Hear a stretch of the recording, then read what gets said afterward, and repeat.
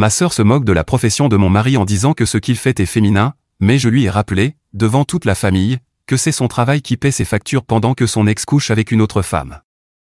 Mon mari et moi sommes mariés depuis plusieurs années, et nous sommes très heureux. Nous avons une magnifique petite fille qui a apporté tellement de joie dans nos vies. Mon mari a toujours été passionné par les jeux vidéo, et bien avant notre rencontre, il avait lancé sa propre chaîne YouTube dédiée au gaming. À l'époque, sa chaîne était assez modeste et ne comptait que quelques abonnés. Il avait également un emploi classique de bureau, de 9h à 17h, qui lui assurait une certaine stabilité pendant qu'il poursuivait sa passion en parallèle. Il n'a jamais abandonné sa passion pour les jeux vidéo, mais YouTube était plutôt un projet de cœur qu'une véritable source de revenus. Puis, la pandémie de Covid-19 est arrivée. Comme beaucoup d'autres, il a perdu son emploi lorsque l'entreprise où il travaillait a fermé. Ce fut une période extrêmement stressante pour nous deux, d'autant plus que j'étais enceinte à ce moment-là. Du jour au lendemain, j'étais la seule à subvenir à nos besoins. Il était dévasté, perdre son emploi, ce n'était pas seulement une question d'argent, cela touchait aussi à sa confiance en lui et à son sentiment de sécurité. Malgré tout, il n'a pas baissé les bras. Pendant qu'il envoyait activement des candidatures pour trouver un nouveau travail, il a aussi décidé de consacrer toute son énergie à faire grandir sa chaîne YouTube. Petit à petit, sa chaîne a commencé à attirer plus d'abonnés et à générer de vrais revenus. Ce n'était pas facile, rien n'était garanti, et c'était un pari risqué. Mais ce pari a payé, grâce à sa persévérance. Après la naissance de notre fille, mon mari a pris une grande décision. Il a choisi de devenir YouTuber à plein temps tout en assumant le rôle de père au foyer. Puisque son travail consistait principalement à jouer à des jeux vidéo et à créer du contenu depuis la maison, il paraissait logique qu'il soit aussi le principal parent à la maison. Il allait de toute façon être là la majeure partie de la journée, alors plutôt que d'engager une aide extérieure, il a décidé de prendre cette responsabilité lui-même. Et je dois dire que cette organisation fonctionne très bien pour nous. Mon mari est un père incroyablement investi et attentionné. Non seulement il s'occupe de notre fille, mais il interagit activement avec elle, joue avec elle, veille à ses besoins. En parallèle, sa chaîne YouTube continue de croître, avec toujours plus d'opportunités et de revenus. De mon côté, je contribue aussi financièrement et je veille à entretenir un bon équilibre dans notre relation en participant aux tâches ménagères. L'un des aspects les plus excitants de sa réussite, c'est qu'elle nous a permis de réaliser des choses que nous n'aurions jamais cru possibles. Grâce à sa chaîne, nous avons pu voyager à l'international à plusieurs reprises dans le cadre de contrats avec des entreprises de jeux vidéo. Et chaque fois qu'il a dû assister à un événement, il nous a emmenés, notre fille et moi, pour en faire une expérience familiale. Il m'a même aidé à rembourser mon prêt étudiant, ce qui m'a soulagé d'un énorme poids. L'année dernière, nous avons même déménagé dans une nouvelle maison, c'est dire à quel point mon mari a réussi. Je ne pourrais pas être plus fier de lui. Mais il faut croire que certains en sont jaloux. Je parle surtout de ma sœur. Elle a des opinions très arrêtées sur le rôle de mon mari en tant que père au foyer et YouTuber à temps plein. Et disons simplement que ces opinions ne sont pas très positives. Pour donner un peu de contexte, la vie de ma sœur a été très différente de la mienne. Elle a quitté la fac après quelques années et s'est mariée sur un coup de tête avec celui qu'elle croyait être l'homme de sa vie. À l'époque, elle était convaincue d'avoir trouvé son happy end, mais rien ne s'est passé comme prévu. Son mari l'a mise enceinte, mais au lieu de prendre ses responsabilités, il l'a poussée à interrompre la grossesse. Elle a refusé, a décidé de garder le bébé, et cette décision a bouleversé sa vie. Aujourd'hui, elle est mère célibataire de jumeaux qu'elle élève seule. Son ex a complètement abandonné ses responsabilités et ne contribue quasiment pas à l'éducation de leurs enfants. Il prétend ne pas pouvoir verser de pension alimentaire à cause d'une énorme dette de jeu, mais je n'y crois pas une seconde. D'après ce que j'ai vu sur les réseaux sociaux, il est récemment entré dans une nouvelle relation et ne semble pas avoir le moindre problème pour dépenser son argent ailleurs. Il est clair qu'il ne veut tout simplement pas s'occuper de ses enfants. C'est pourquoi j'ai toujours essayé de soutenir ma sœur du mieux que je pouvais. En tant que grande sœur, j'ai voulu être présente pour elle et ses enfants autant que possible. Mon mari et moi avons fait tout ce que nous pouvions pour l'aider à se relever. Nous l'avons aidé à acheter une voiture pour qu'elle ait un moyen de transport fiable pour aller travailler et emmener ses enfants à l'école. Nous l'avons également aidé à plusieurs reprises à payer son loyer, sachant à quel point il est difficile pour une mère célibataire de s'en sortir, surtout sans aide financière régulière de la part du père. Il y a eu des moments où elle n'avait plus de travail du tout, et nous avons pris en charge les courses et certaines dépenses liées à ses enfants. Nous n'en avons jamais fait tout un plat, ni attendu quoi que ce soit en retour. Pour nous, la famille, c'est sacré, et on s'entraide. Le vrai problème, c'est que ma sœur a commencé à mépriser mon mari, peut-être par jalousie. Malgré tout ce qu'il a fait, non seulement pour moi et notre fille, mais aussi pour elle, elle garde cette vision archaïque selon laquelle un homme devrait sortir de chez lui pour faire un vrai travail. Ces derniers temps, elle a fait plusieurs remarques laissant clairement entendre qu'elle ne respecte pas son rôle de père au foyer et de YouTuber. Elle a glissé à plusieurs reprises qu'elle trouvait anormal qu'il reste à la maison toute la journée pendant que d'autres hommes vont au travail. À chaque fois, je lui ai répondu calmement que les temps avaient changé. Mon mari ne passe pas ses journées à ne rien faire, il travaille dur, et en réalité, il gagne plus avec YouTube que dans un emploi traditionnel. Je lui ai même rappelé que c'est grâce à son argent qu'elle a pu être aidée, et elle ne s'en est jamais plainte. Alors pourquoi devrait-il aller travailler ailleurs, alors qu'il subvient à nos besoins et qu'il est un père très présent pour notre fille? La semaine dernière, elle a franchi une ligne en se moquant carrément de lui. Elle l'a appelé une « femme au foyer » et a plaisanté en disant que c'était lui, la femme du couple. Ce week-end, mes parents ont organisé un petit rassemblement familial, invitant tout le monde à partager un bon repas ensemble. Pendant le déjeuner, la conversation a dévié sur notre récent voyage en Grèce. Mes parents étaient aux anges en racontant à tout le monde à quel point le voyage avait l'air magnifique. Ils étaient si fiers et enthousiastes, admirant nos photos publiées sur les réseaux sociaux et parlant avec excitation de tout ce qu'on avait dû vivre. Personne d'autre dans la famille n'était jamais allé en Grèce, donc tout le monde voulait savoir ce qu'on avait visité, ce qu'on avait mangé, ce qu'on avait fait, les questions habituelles. À un moment donné, ma tante a dit à quel point elle était sincèrement heureuse pour nous. Elle trouvait ça inspirant de voir à quel point mon mari et moi réussissions ensemble. Alors que le reste de la famille était heureux pour nous, ma sœur, elle, est restée silencieuse avec une expression fermée sur le visage. Puis, à un moment donné, ma mère a plaisanté en disant qu'elle espérait qu'à notre prochain voyage, on penserait à les emmener, elle et papa. C'était une blague légère, mais mon mari l'a prise au sérieux. Il a dit qu'il aimerait vraiment les emmener en voyage avec nous. Il a même commencé à proposer des destinations possibles, disant avec enthousiasme que le Japon serait un endroit fantastique pour des vacances en famille. Mes parents se sont illuminés à cette idée. Mais ma sœur, elle, n'était pas contente, elle a soufflé bruyamment pour attirer l'attention de tout le monde. Puis elle a lancé « Je ne comprends pas comment tout le monde peut trouver ça normal. Franchement, c'est juste une femme au foyer glorifiée, et ça ne choque personne ?» Immédiatement, je me suis tourné vers elle et j'ai demandé « Qu'est-ce que tu veux dire par là ?» Elle a répondu comme si c'était évident, « J'ai toujours trouvé que ton mari est très féminin, vraiment comme une femme. Aucun vrai homme ne choisirait volontairement de rester à la maison pour s'occuper de son enfant. Ce n'est pas ce que font les hommes. » J'étais déjà épuisé par toutes ces remarques des dernières semaines, mais celle-là était la goutte de trop. Je lui ai donc répondu, « Le père de tes enfants doit être un homme formidable, puisqu'il est parti travailler il y a longtemps et n'est jamais revenu. Soit c'est un très bon homme, soit il est juste parti acheter des cigarettes. » Elle m'a rétorqué qu'on ne parlait pas d'elle, mais du manque de virilité de mon mari. Elle a dit, « Un homme doit sortir et gagner de l'argent, pas rester à la maison à jouer à des jeux vidéo et à s'occuper de bébés. Ça, c'est le travail des femmes. Il est fondamentalement inutile en tant que père. » Comme elle ne s'est pas arrêtée à ma première réponse, j'ai dû lui rappeler une chose essentielle, grâce à lui et à son travail, toi et tes enfants avaient de quoi manger.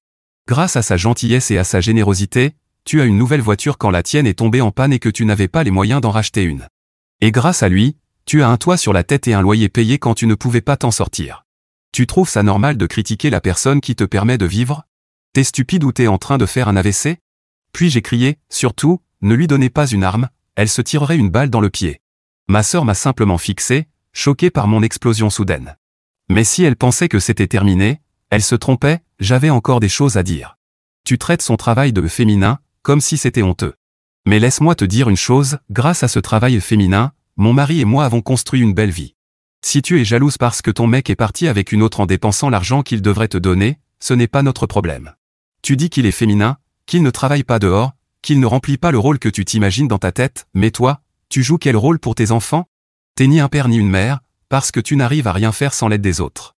Je pense que j'aurais pu continuer pendant des heures, tellement j'étais lancé, mais mon mari a doucement pris mon bras pour me ramener à la réalité, me rappelant qu'on était à un repas de famille, avec plein de gens autour. C'était un peu comme un signal d'alarme, laisse tomber. Elle a eu ce qu'elle méritait. Mais mon arrêt a simplement laissé l'occasion aux autres de s'exprimer. À ce moment-là, ma mère a regardé ma sœur avec une déception profonde et l'a réprimandée devant tout le monde. Comment peux-tu dire une chose pareille? Cet homme a fait plus pour toi que ton propre ex. Il t'a aidé quand personne d'autre ne le pouvait, et c'est comme ça que tu le remercies? Ce n'est pas très malin. Ma sœur, qui commençait à se remettre de toutes ces remarques, est rapidement passée en mode défensif. Elle a cherché une excuse, je ne voulais blesser personne, je suis juste franche. Vous me connaissez tous, je dis ce que je pense, c'est tout. Vous êtes trop sensible. Moi, au moins, je suis honnête, je ne joue pas un rôle. Mais je n'étais pas prête à la laisser me faire passer pour celle qui exagérait. Je voyais encore la tristesse dans les yeux de mon mari, et ça me suffisait à continuer.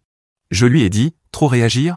Tu viens de manquer publiquement de respect à mon mari, le père de ma fille, l'homme, car oui, c'est un homme, et maintenant tu veux faire comme si c'était rien. Non. Tu n'as pas le droit de l'insulter et ensuite de prétendre que c'est moi qui en fais trop. Tu as eu plein d'occasions de te taire, de ravaler tes paroles, toutes les fois où je t'ai dit d'arrêter de dire des conneries sur lui. Mais pas aujourd'hui. Aujourd'hui, je ne me tairai pas. Je savais qu'elle avait encore des idioties à dire, mais je ne voulais plus entendre une seule parole sortir de sa bouche pourrie. Tu fais comme si tu lui étais supérieur parce qu'il reste à la maison pour élever notre fille tout en ayant une carrière à succès. Pendant ce temps, le père de tes enfants t'a abandonné, et pourtant tu continues de t'accrocher à tes idées absurdes sur ce qu'est un vrai homme.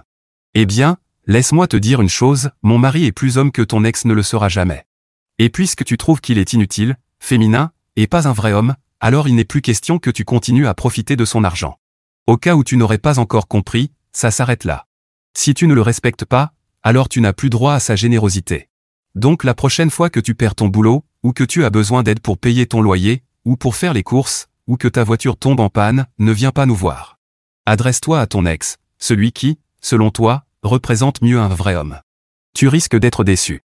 Je ne sais pas pourquoi elle avait l'air aussi choquée, comme si elle ne s'attendait pas à ce qu'il y ait des conséquences à ses paroles. Clairement pas, sinon elle n'aurait rien dit. Et aussitôt, elle a commencé à se rétracter. « Attendez, je ne le pensais pas comme ça, j'étais pas sérieuse. Franchement, vous exagérez tous. » Mais le mal était fait. Mon mari a dit « Ma femme a raison. Je t'ai aidé pendant des années sans hésitation, et dernièrement, tout ce que tu sais faire, c'est te plaindre. Mais ça suffit. Je ne t'ouvrirai plus ni mon portefeuille ni ma porte. » Elle a regardé la pièce, espérant que quelqu'un vienne à sa rescousse, mais personne n'a bougé. Mes parents étaient déçus, nos proches évitaient son regard, et personne n'a pris sa défense. Depuis ce soir-là, toute la famille a tourné le dos à ma sœur. Personne n'est de son côté, et tout le monde est d'accord avec nous, ce qui m'a surprise, mais m'a aussi réconforté. Tout le monde dans notre famille adore mon mari. Peut-être qu'ils ne savent pas à quel jeu il joue, mais ça n'a pas d'importance.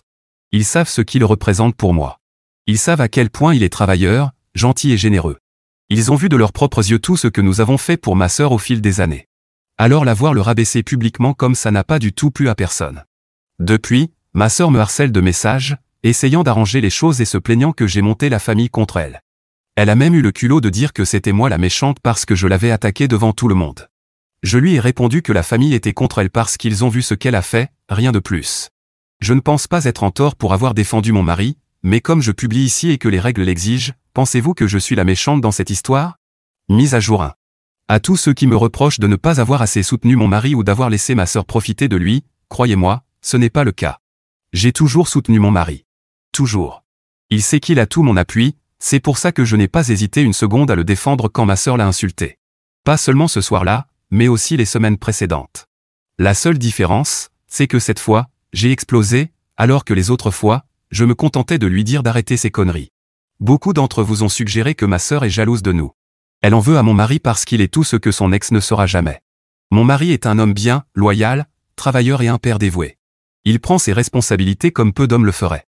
Et au lieu de reconnaître ça, ma sœur préfère le rabaisser parce qu'au fond, elle sait que c'est la vérité, son ex est tout le contraire.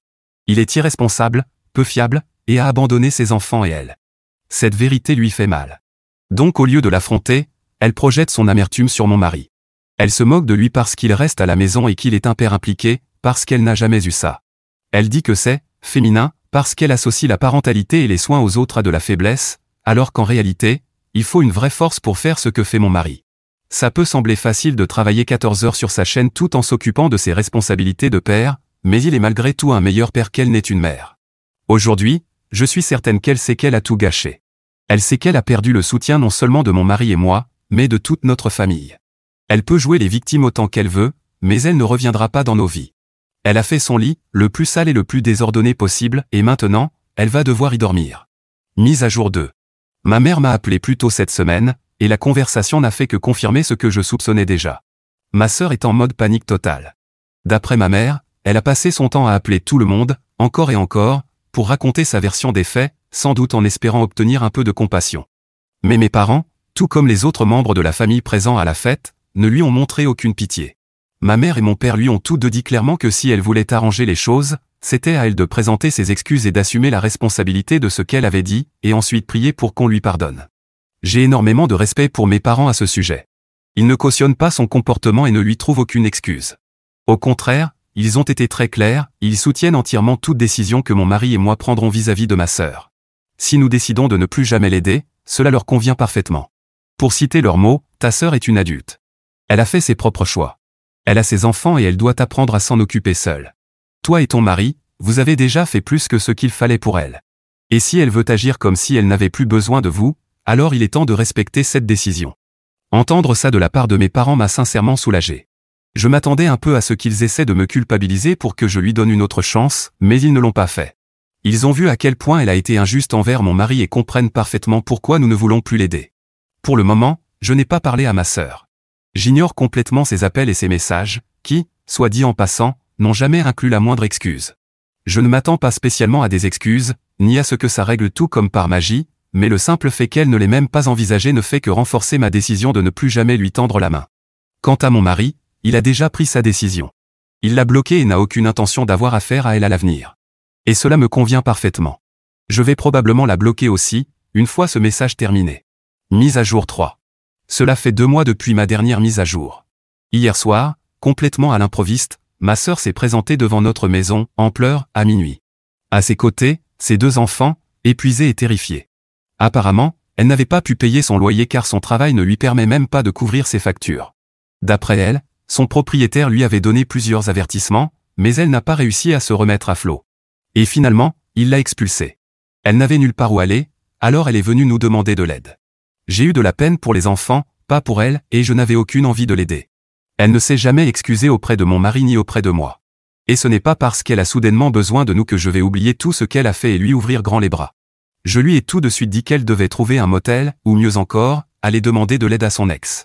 Elle a tenté de me faire entendre raison, expliquant qu'elle avait juste besoin d'un endroit où rester pendant quelques mois, le temps d'économiser et de trouver une solution plus stable pour elle et ses enfants. Elle m'a dit qu'elle n'avait pas d'argent pour un motel et que son ex ne lui donnerait pas un centime, comme toujours.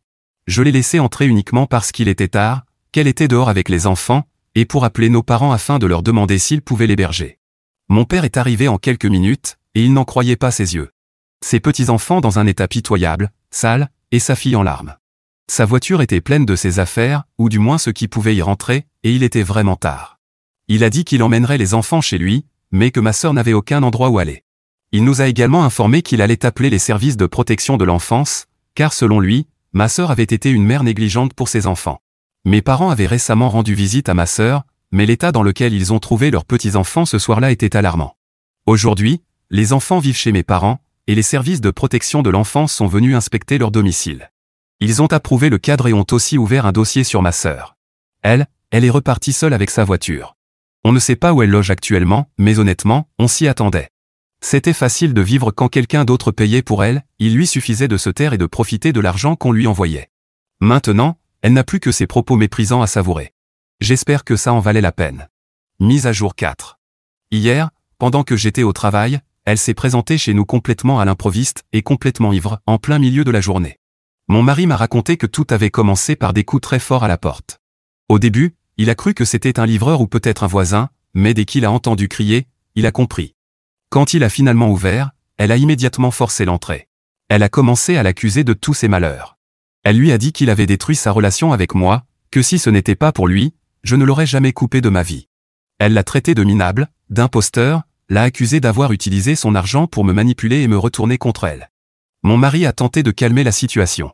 Il lui a proposé de s'asseoir, de respirer un bon coup, de se calmer.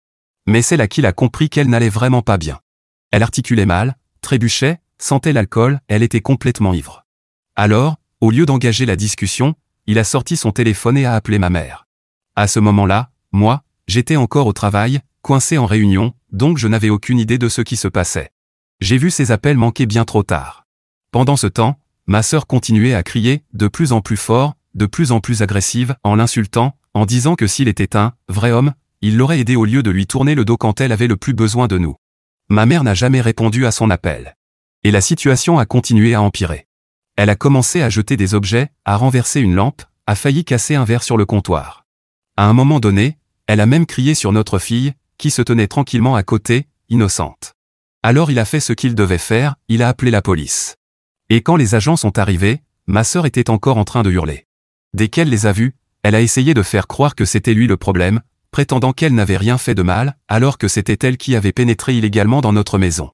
Mais elle était clairement en état d'ébriété, et mon mari avait tout enregistré grâce aux caméras de sécurité. Les policiers ne l'ont pas cru. Au final, ils l'ont arrêté pour intrusion. Quand j'ai vu les appels manqués et les messages, tout était déjà terminé. Mon mari m'a tout expliqué, et j'étais furieuse. Furieuse contre ma sœur pour avoir dépassé les limites une fois de plus. Furieuse qu'elle ait osé venir harceler mon mari quand je n'étais pas là. Et furieuse qu'elle ait crié sur ma fille. S'il me restait encore une once de compassion pour ma sœur, elle a disparu. Je ne peux plus lui pardonner. Mon mari et moi avons décidé que si elle remet les pieds chez nous, nous demanderons une ordonnance restrictive. Toute notre famille est désormais au courant qu'elle a été arrêtée et a passé la nuit en prison. Ça ne va pas aider sa demande de garde des enfants. Mes parents ont décidé d'agir et demandent désormais la garde complète de leurs petits-enfants. Le père des enfants ne s'en occupe pas, mais justement, c'est bien là le problème. Il prévoit même d'intenter une action en justice contre lui. Même s'il n'a pas d'argent pour verser une pension alimentaire, ou s'il refuse tout simplement, au moins il y aura des conséquences légales. Je ne sais pas pourquoi ma sœur n'a jamais entamé de procédure contre lui. Peut-être parce qu'elle savait que même si elle gagnait, elle ne toucherait rien et dépenserait juste de l'argent pour des avocats. Ou alors, elle espère encore qu'il va se réveiller et agir comme un homme. À ce stade, mes parents sont clairement la meilleure option pour mes neveux. Et ce n'est pas que moi qui le pense, le reste de la famille est d'accord. Mise à jour 5. J'ai ce qu'on pourrait appeler une mise à jour bien remplie, avec beaucoup à raconter, mais je n'ai pas l'intention d'en faire un roman. Du moins, c'est l'idée. Je vais donc résumer autant que possible, même s'il y a des choses que je ne peux pas raccourcir tellement il s'est passé de choses. Pour commencer, le juge a accordé la garde complète des petits-enfants à mes parents, retirant tout droit à ma sœur. Ça n'a pas été aussi compliqué que je l'imaginais. Il a fallu des mois de paperasse et d'échanges avec les avocats, mais comme ma sœur galérait à peine à s'en sortir, la décision a été facile pour le juge. Elle n'est pas à la rue, mais elle a dû se trouver un nouvel endroit où vivre. Au moins, c'est plus petit et moins cher, d'après ce que j'ai entendu. Et comme elle n'a plus de frais liés à ses enfants, son salaire lui suffit pour vivre. Mes parents ne sont pas ravis de redevenir parents.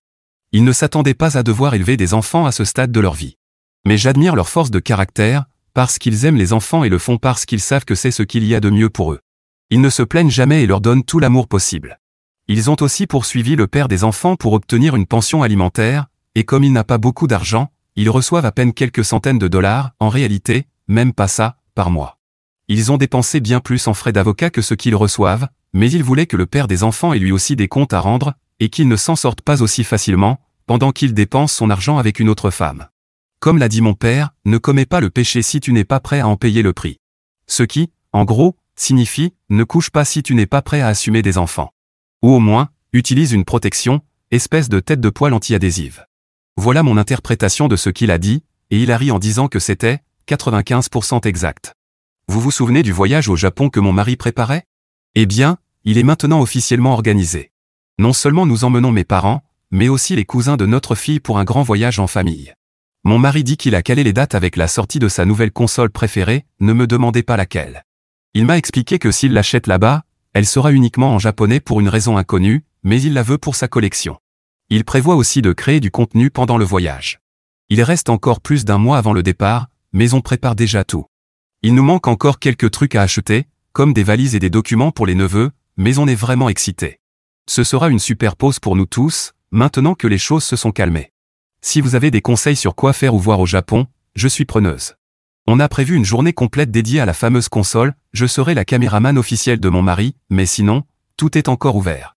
On a seulement réservé quelques activités incontournables, et il reste pas mal à organiser. Quant à mon nouveau rôle sur la chaîne, je m'entraîne le soir. Je n'étais pas très doué au début, mais je m'améliore. Ce poste n'est finalement pas aussi long que je l'imaginais.